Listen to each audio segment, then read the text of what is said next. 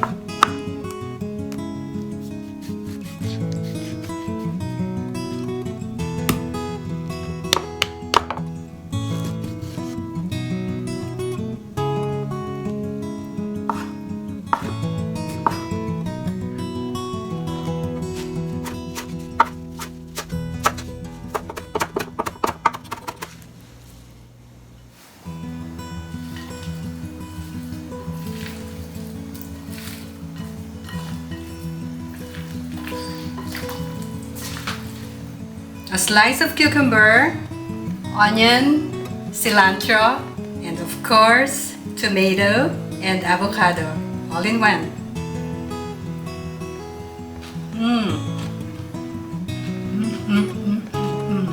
It is so good.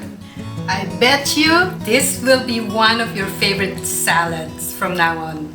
Very healthy, with simple ingredients and easy to make. The cilantro added freshness to this wonderful salad. You can bring this to a potluck or any family gathering, so now it's your turn to make it. Always take care, guys. Have a wonderful day. God bless you all. And don't forget, cook well, live well, and be thankful. Always have an attitude of gratitude. I'll see you guys soon. Bye! Paalam!